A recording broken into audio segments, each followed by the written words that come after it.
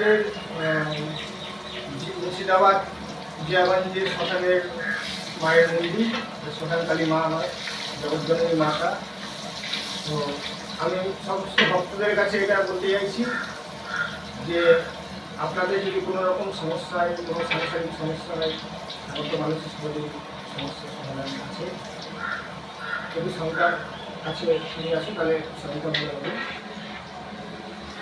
তো যদি কারো এরকম কোনো প্রবলেম থাকে, আপনারা আসেন মায়ের কাছে, মাকে দর্শন করেন, মাকে বলেন, মা স্বয়ং এখানে বিরাজমান, আমার মা জগৎজননী।